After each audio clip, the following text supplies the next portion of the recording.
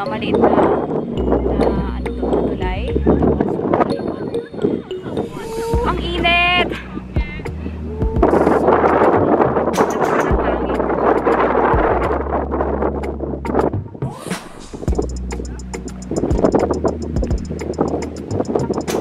Let's go guys. Sa mga ano guys, sa mga gustong pumunta, ayan. Sa mga gustong mag-hike guys, na gusto lang short hike, ito ang puntahan nyo, Aglipay. Kasi napakadali lang, tsaka ang daming magandang view. And napaka-convenient ng sasakyan niya. At tsaka marami nagpupunta, yun ang pinaka-importante sa mga hindi sanay. Tsaka yung kapag solo lang nakatulad ko, yun, dito kayo pumunta sa Aglipay. Ang ganda ng lugar. Tsaka yun nga, very short hike lang. Let's go again. Yan, wala yung hangin. Tsaka dito rin yung sunset. Maraming view dito kang makikita kapag ano ka, kapag dito ka pumunta. Sightseeing. Kahit ano ka umuwi, kahit anong oras. Kasi madali yung ano, madali yung mga sasakyan dito.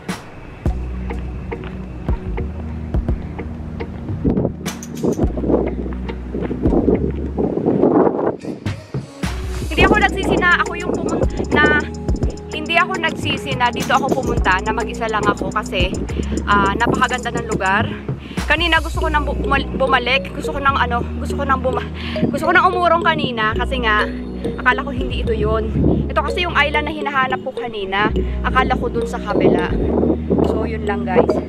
Kaya pag pupunta kayo dito, search kayo mabuti. At least para talagang sigurado na yung pupuntahan nyo. Kasi medyo nagalangan lang ako eh. Dahil may nakita ako kapareho nito doon sa kabila. So, hindi pala. Tanong-tanong din kayo paminsan-minsan doon sa mga nakakasama nyo. Kasi yung mga nakakasabay nyo kapag solo lang. Kasi nga, may mga kapareho ng island. I mean, yung medyo kakahalwin ba. Parang na-excite ako doon sa kanilang island na yun.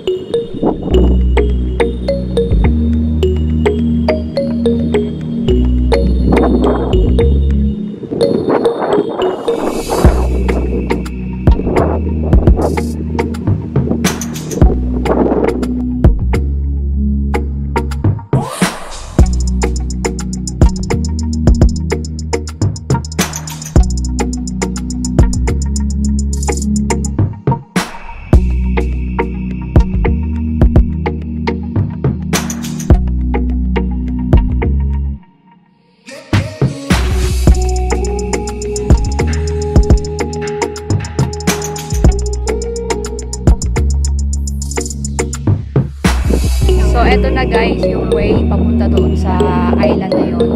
Bababa tayo dito. Nakita nyo may mga bumababa na yun. Medyo delikado nga siya. Kaya kailangan ng lupit. Yan, mahawak doon. Tara guys. Let's go. Ito. Sabi nung lalaki sa akin kanina, itago ko na yung camera ko. Kasi kailangan daw dalawang kamay yung nakahawak dito. Kaya natin to.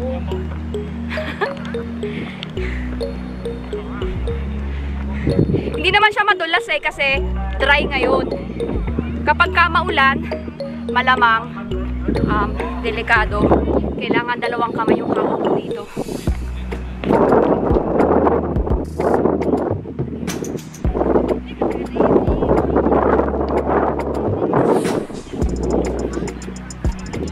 Hawak ko yung tripod ko. Hawak ko din yun. Para sa vlog na to. Gagawin ko! Galay na yung kamay ko.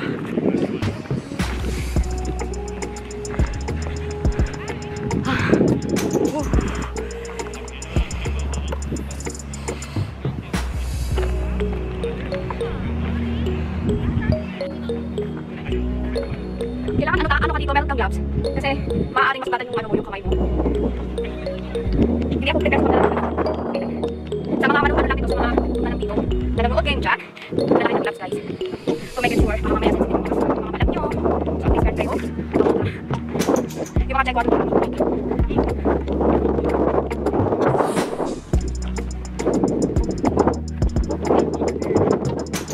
Nawala na yung kamay ko.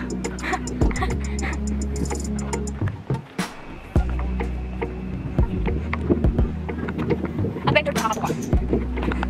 Ang saya-saya. Ganda magandang adventure. Grabe malakas pala siya. Hanggang baba talaga siya. Dalahan ng more water na dito. Tapos kailangan ka talaga tingin ka. Paano pa rin sa dito. Kasi wala siyang shade. Sobrang init. Kaya kung di ko alam, pag-play ko na naman namin pag-play ko bahay. Konti na lang guys.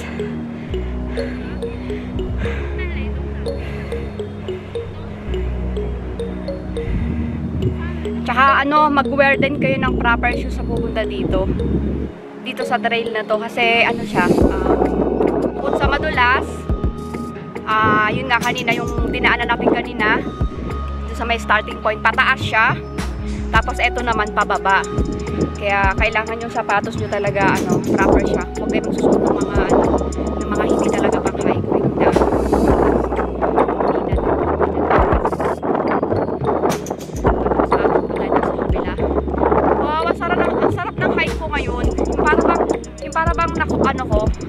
Na-fulfill ko yung araw ko na to dahil dito sa pag-hike ko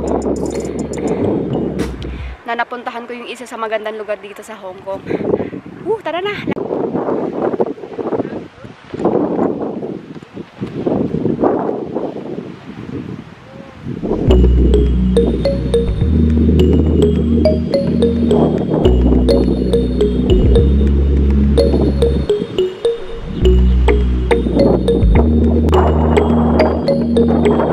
Maganda ng mga bato doon guys.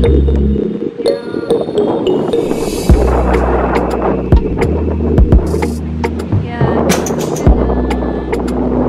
Abot na natin yung parang liit lang no? Pero malayo.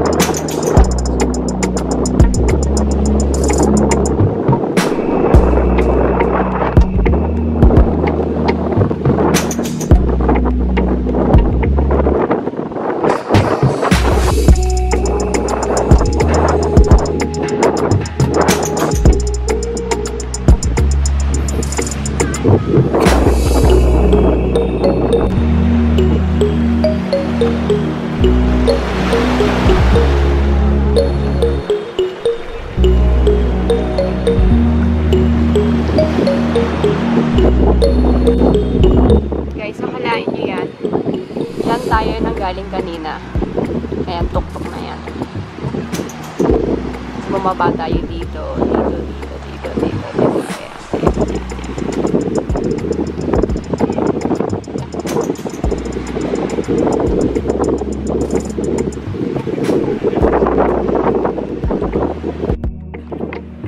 guys, nandito na ulit tayo sa sa kabilang isla. Doon tayo nang galing kanina sa baba. Galing doon sa baba kanina. Siguro mga lang, mga 5 minutes walk. Medyo mahirap yung paakyat kasi pataas na naman. Pero kapag nakakit ka na after 5 minutes, okay na ulit. Moderate na naman yung dadaanan mo. Ayan.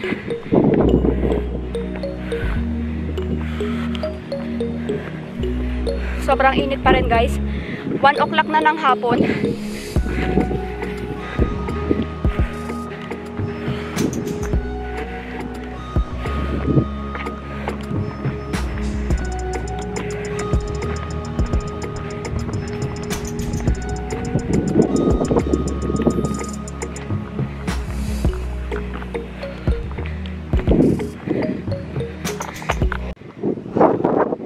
Ayan.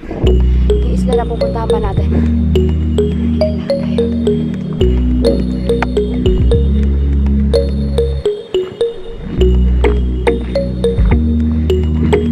Madali lang naman pala. Tsaka malapit lang.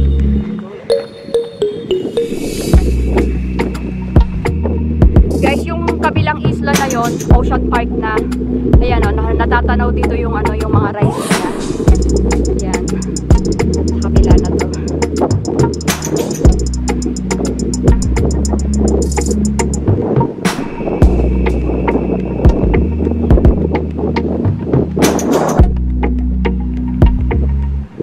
Tapos, yun naman sa kabila na yon, Lama Island. Yan, nakarating na rin tayo dyan sa Lama. Maraming hike dyan na magaganda, maraming trail. Let's go, lakad ulit tayo.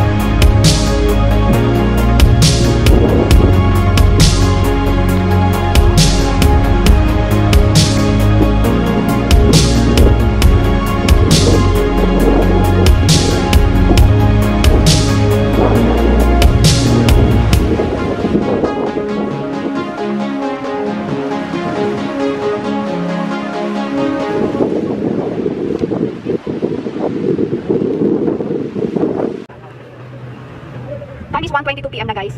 Kaya naman yung lakad niya ng mga, sabi na natin ng mga 1.5 hours. Kasi umalis ako kanina sa starting point is mga 11. Nakarating ako na 11:30 doon sa summit. And then, nagpahinga ako siguro mga 11, 12. Matagal din ako nagpahinga, patigil-tigil ako eh. So ngayon is 1:30 na, 11, 12, 1:30. So makukuha siya ng mga 1.5 hours na kung, or less than 1.5 hours papunta dito. Kasi pala yung tigil ko eh. Sobrang, medyo kakaiba din yung, yung place na to doon sa mga napuntahan ko dati. Yung bundok niya, maganda siya, tsaka, marami siyang spot na pwede ka mag-pictures. So later, bababa tayo doon. May mga nagpipicture tayo doon sa baba. Yan.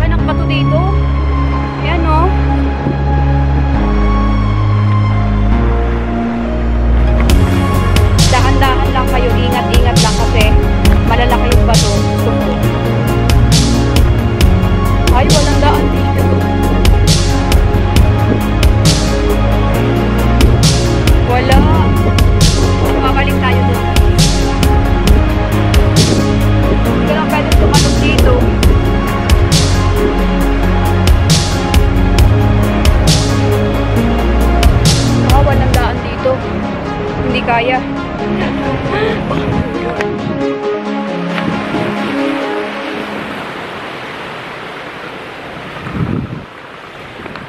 Mataas dito eh, oh. Wala bababaan. Balik tayo dun. Alright, cool.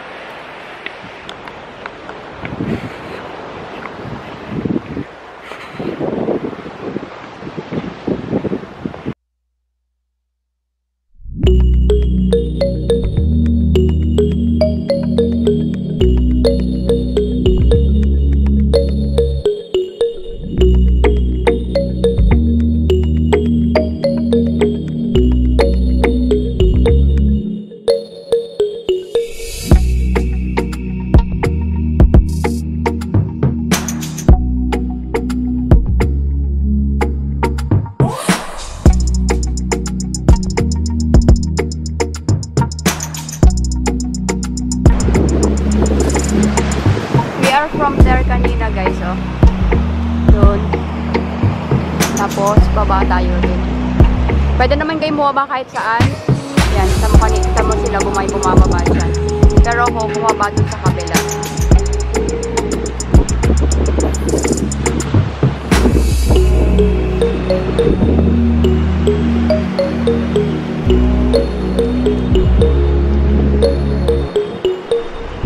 May mga naliligo doon, no, sa may baba na yun. Meron doon maliit na parang may maliit na lagoon.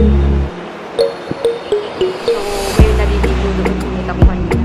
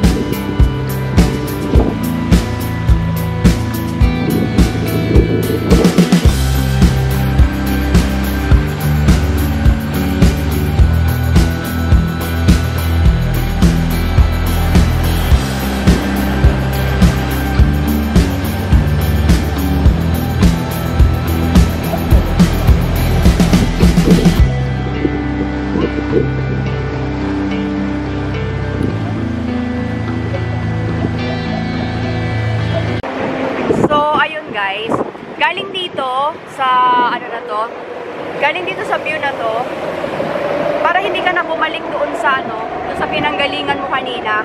May mga dumadaan dito na mga na mga ganitong boat. And parang sa isang man yata, parang $40 yata hanggang Aberdeen. Okay na lang.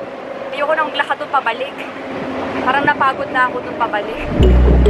So ayan, nakasakay na ako dito guys.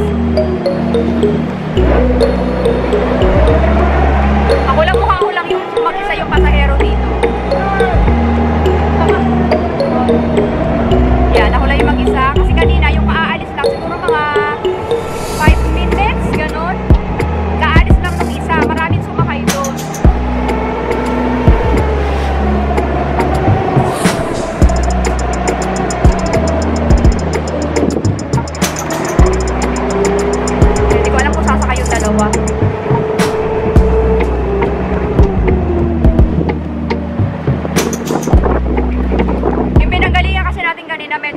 malayo yun. Eh, ayoko nang maglakad doon, ayoko nang umakyat ulit. So, ayan. Ayan, sasakay yung dalawa.